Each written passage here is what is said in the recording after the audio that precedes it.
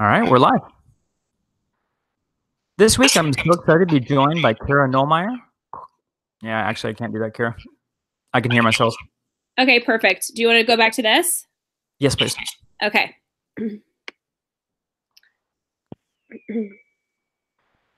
And no one watches YouTube videos, so don't worry about it. Perfect.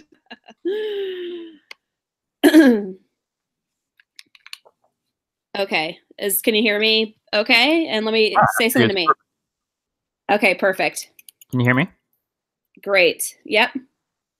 Yes. 100 times better. Okay. Yay. Okay, great. All right, so starting from the beginning. All right, we're live. All right, let's see. This week, I'm so excited to be joined by Kara Knollmeyer. Kara is an assistant principal in St. Louis, national presenter, blogger, consultant, and author of Unleashed Talent. Kara, thank you so much for joining us today. Thank you so much for having me. I appreciate it. And Kara, as you know, the show is centered on leadership development. I would love to hear your personal leadership journey on how you became an administrator.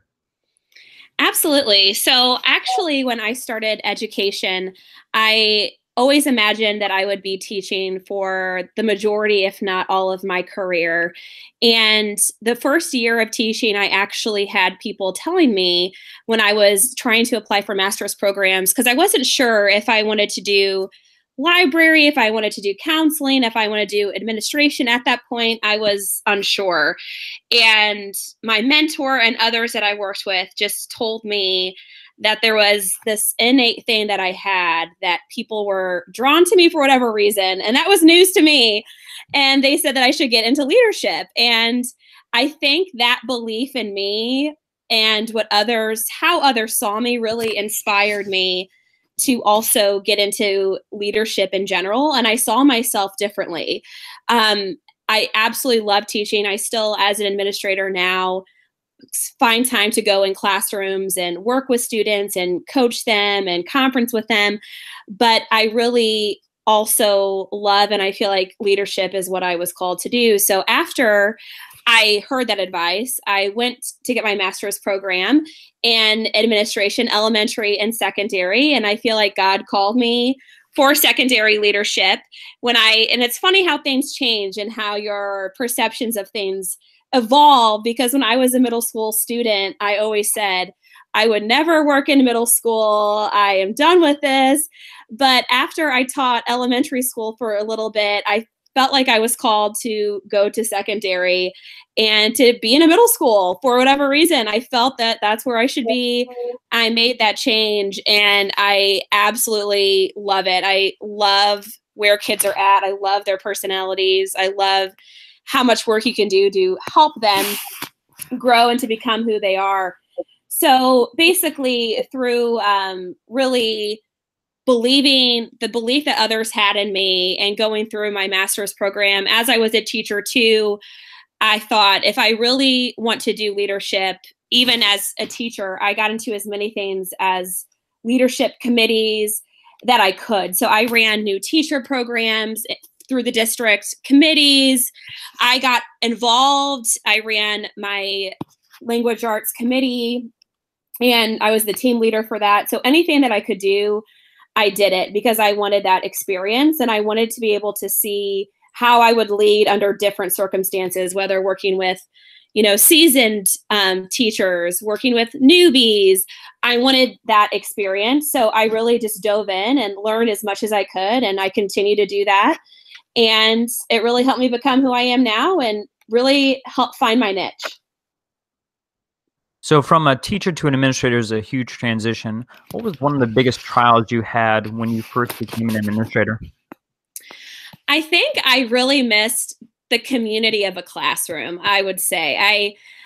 Throughout the year as a teacher, day to day, you really just get used to the dynamic of the students that you have, and you know what kids are going through in a way that's different than an administrator. I still have great bonds with my students and I know what they're going through in their personal lives. But as a teacher, I would always see them. They would be in my class. As an administrator, I have to really go the extra mile to find them where they are, to make sure that I do it in a way that they're going to receive it and they're not like, oh, the principal's here to see you. So especially in middle school, you don't want to do that. So it's different. It's a different sort of vibe where I don't just open up my classroom and see my group of students every day. And I think I really miss that. But I really try, as I said, to just be in the classrooms, to meet students where they are and to still find connections to them, but it's just different. But I enjoy it so much. In your experience, which leadership skills were the most difficult to develop? That's a really good question. I think patience is probably on the top of the list. I think, especially as a new administrator, excuse me, you think, first of all, that you have all these things that you need to do in order to be a good administrator. And you also know what you feel, at least your perception of what the school needs. And everything takes time. Everything, you could be a great leader and be in a great school, but things take time and you have to have certain things in place before everything can become what it really you envision in your head. And I think that's what I've learned in general, is that you have to build the relationships and take the time to do that in a way that feels real and authentic to you and to those around you. And also, you really have to be patient when working with students, because when you're working with kiddos and they're going through what they're going through, sometimes you know what their potential is, and you want them and you want to see really who you see them as, and this amazing individual that they already are, but you want to help cultivate that in a new way. And just as we are as adults, that we have to go through our own paths, students do as well. And I think in general, whether it's discipline, school culture, or innovation, everything takes patience, and you have to make sure that you really respect those around you and that you cultivate it in the right way. So for those who are looking into leadership, but say, I don't want to be an administrator because I don't want to deal with discipline all day, is that all that you do in your role? Here's the truth of the matter is that as an assistant principal, the job is what you make it. So if I wanted it to be discipline all day, every day, that's what it could be. But because as we know as leaders, and if anyone who's been an administrator knows that you can get caught up in that. There's always discipline, there's always things and always students to talk to, but I really book things on my calendar that are a priority for me. And I do that first and foremost. So whether it's being in classrooms, teacher observations, whether it's hall supervision, lunch duty, all the things that are must-dos for me, I book it in my calendar on weekly reoccurring events. So those things never slide unless it's a crisis or an emergency. And then I fit in discipline through other times as I can. So discipline is still a priority. It has to be in the job that I have, but you really have to make sure that instructional leadership is a priority. School culture is a leadership, safety, supervision, all of these things. So whatever I feel like is necessary, I cut out time for it and I hold myself accountable, truly. And so you talked about getting into classrooms. As an instructional leader, how do you help your teachers grow? For me, I was a former language arts teacher, so that is one of my passions.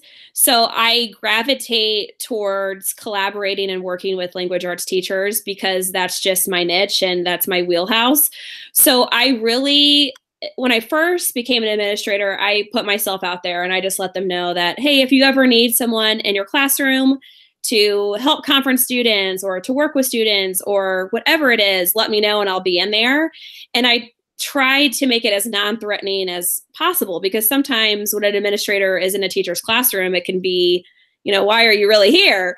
Even if you have all the best intentions in the world, you have to make sure, again, as I said earlier, that people are going to receive it in the way in which you mean it, which for me is just authenticity. And I'm trying to build that relationship with staff and students. So I put myself out there and then people would bite and say, hey, yeah, I'm doing this unit. Do you want to come in and do you want to work with this? And then first we would brainstorm ideas. So I try to think of it, if I backtrack a little bit, on the whole teaching lens. So when I'm in classrooms, I also try to work with teachers on the back end. Like, how can I help before I'm in their lesson plan? Or how can I collaborate with them? Or how can we go through this together to where I'm actually coaching and I'm learning from them, they're learning from me. And then when we're in the classroom together, working side by side, we both are getting something, learning something, and students are as well. So I also try to reflect with teachers afterwards and like, okay, what can I do better to help you next time? Or, how do you feel like it went in general from your experience where you were sitting? And I really just try to be, I guess I would say, as helpful as possible and just help them know that I want to learn just as much as I know they want to learn. And that really is what gets people to want to collaborate with you, is when they really feel like, hey, this person really, is non-threatening. They just want to be there beside me. And I think that's the way to go. What is one initiative you've implemented on your campus that you're extremely proud of? That's a really good question.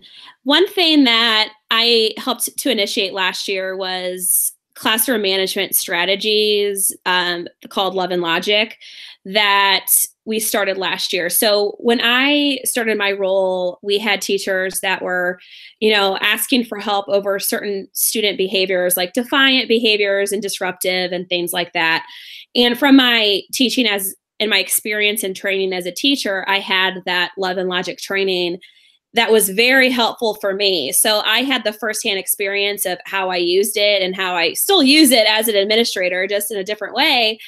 And as soon as they told me what they were going through and what they needed as far as help, that was the first thing I thought of. So what I started doing with them is going into their team meetings every week and working with them on Love and Logic strategies as it pertained to certain students that they were needing extra support with. And they latched onto it. They loved it. They ran with it and did such amazing things with it. I got them the books for Love and Logic, and they were highlighting it and tabbing it and taking all these notes and writing all of these, okay, say this when a student does this. And they were walking around with it so they would remember in hard times to fall on this certain language rather than, falling to emotional things that we can all get caught up in when, sometimes a student will catch you off guard. So basically from there, what evolved was a whole school-wide leadership and PD plan that they helped me to lead. And we still lead to this day. So for the last year and a half, we've been leading school-wide professional development and seeing it take over our whole school. And it all started with them. And they have such amazing ideas.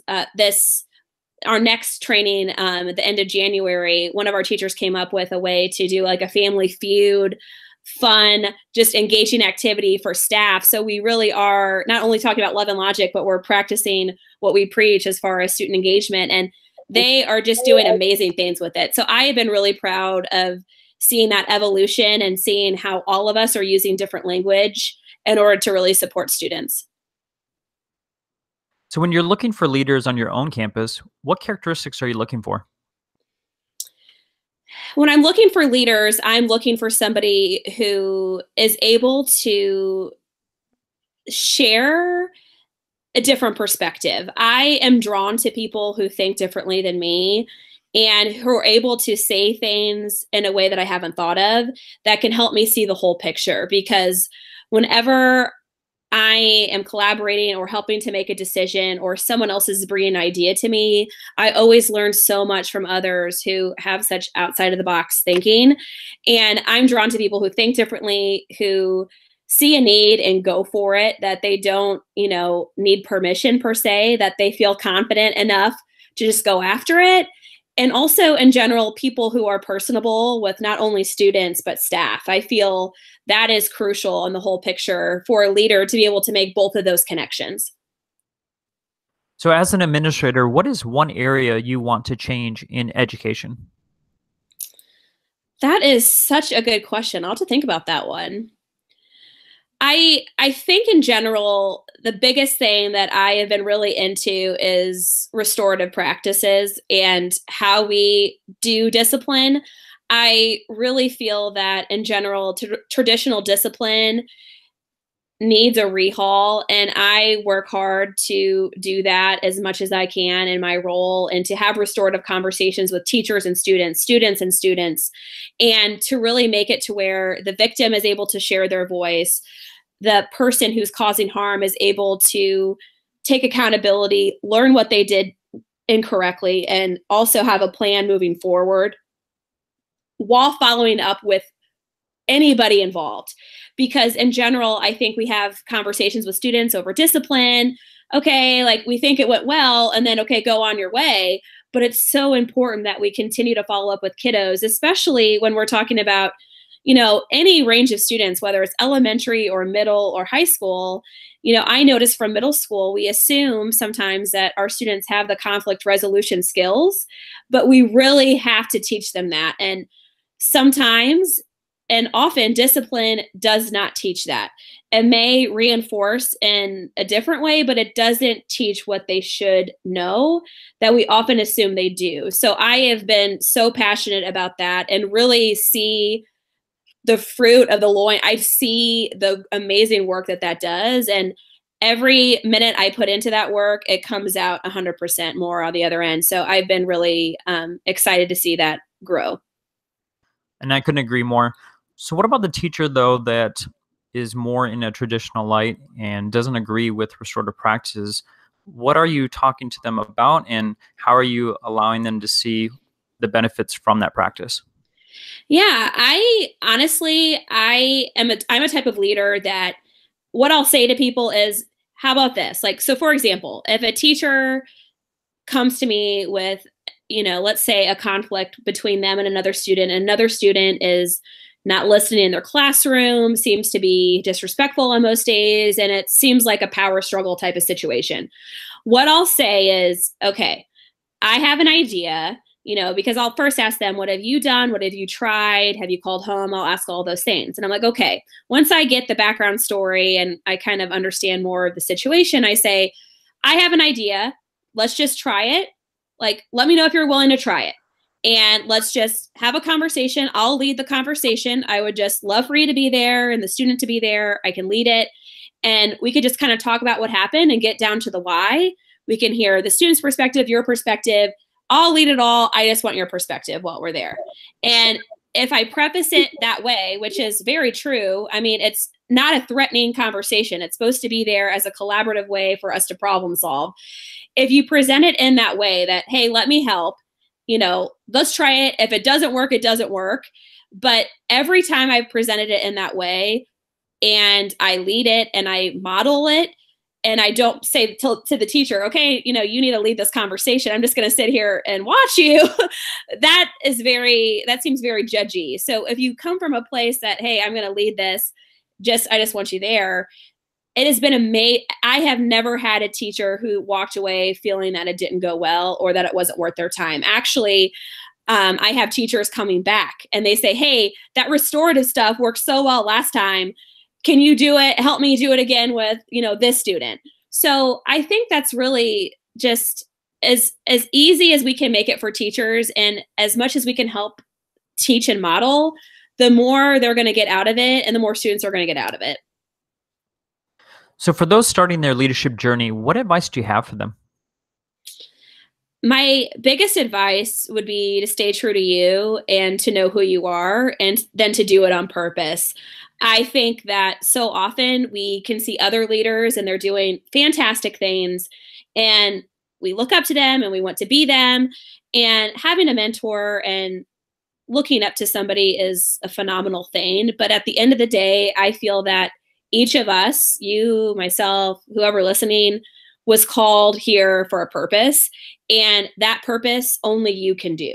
So you can learn from others, you can grow from others, but at the end of the day, you have to know what makes you you, what you can bring to the table, and do that. And a school out there needs that, whatever you have, find that school and do your thing, because that is what your students and staff need. In addition to your admin position, you speak at conferences, you blog, and you're very active on social media. How did you find your voice beyond the district? I think that the biggest thing that I did to do that was to start my blog. I started it probably 3 to 4 years ago. I can't even exactly recall the date from now, but I think when I started Twitter and I saw, I mean, it was crazy when I remember tweeting things and people retweeting it. I remember the first tweet that I did that Todd Whitaker retweeted. And that was like, what? Because I looked up to him for so long. And when I saw that happen and that people cared about what I had to say, it blew my mind, because what's obvious to you is not obvious sometimes to other people, or it confirms what they think. They already feel that way. You're just somebody who's saying it. So I've learned so much through just sharing who I am. And I think that gave me the confidence to start my blog.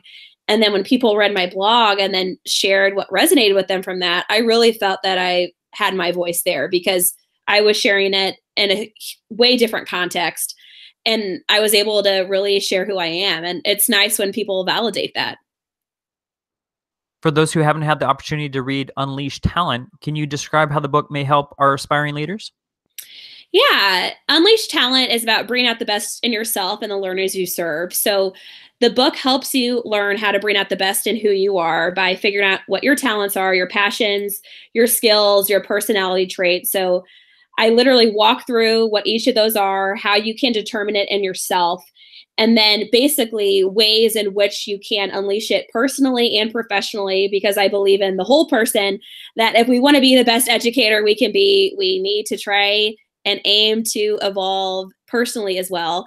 And then from there, how you can build a school culture and continue to grow upon it, because it's not just built in a day. It continually has to be worked on. How you can work on your school culture and help be a part of that, so you can also bring out the talents, the strengths, the passions in adults, so then we can bring them out in students. My leadership.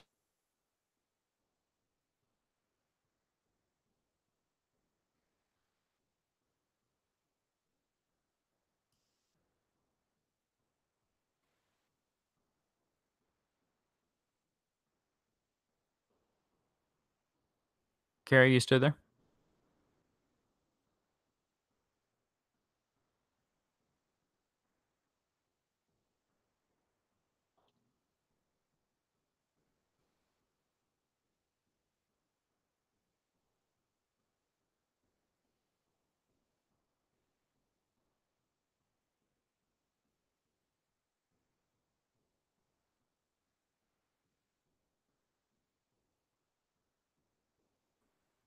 That's weird.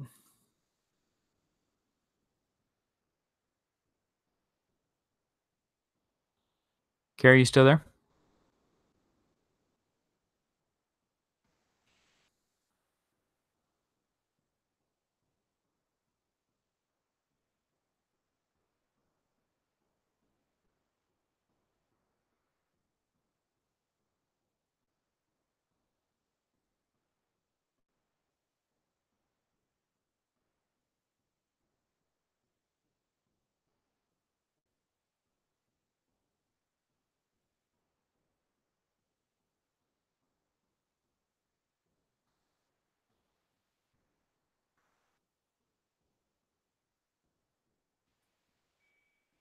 Are you back?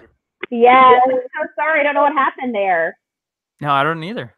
Okay, hold on. Let me try something real quick. Make sure it's back to where it was.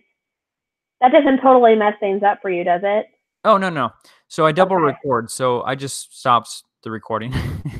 Okay, good. I'm so sorry. That's right. Okay. You're back. Okay, can you hear me okay? Yeah, it's wonderful. Perfect. Awesome. I don't exactly know where I lost you, though. You asked about the book, and then it cut off.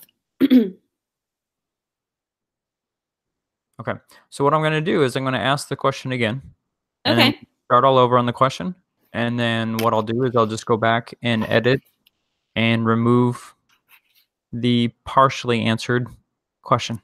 Okay, sounds good. All right, let me just figure out where I was. Okay. All right, take two. For those who haven't had the opportunity to read Unleash Talent, can you describe how the book may help our aspiring leaders? Yes. So in my book, I talk about basically how you can bring out the best in yourself so you can bring the best in others out. And I start with how you can bring out who you are, your passions, your skills, your personality traits. First of all, how you can determine what all of those are, and then how you can unleash them. And I really believe that you can't help support others to unleash talent or their skills or their passions if you don't do that yourself first and continue to do it. So that's where I start the book. And then I continue the book out to talk about school culture, because once you've developed and continue to develop who you are, it's important that you help your school in such a way that you can then support them in unleashing talents as far as the adults first. And then once you support the adults in that work, then you can support the students. That is the way I have found success in helping school as a whole. And that is what I truly believe in, is how can we support the adults to support kids? And it makes all the difference. So in closing, what is the most enjoyable aspect of leadership? I think the most enjoyable aspect is to know that you have made an influence and a positive impact, and to see really people change in a way that they're still who they are, but you're just helping to bring it out in them and helping them to see things differently in a way that they get their confidence, they feel true to who they are, they feel authentic. I think whenever I do work that helps people feel like themselves and feel inspired and fulfilled, that's when I feel fulfilled. And I think that's my favorite part about leadership, is to be a part of that work and to do work outside of yourself that you see people positively grow around you. It's the best feeling ever. How can our listeners connect with you on social media? So my Twitter is Kara Knollmeyer, and my website is firstandlastname.com.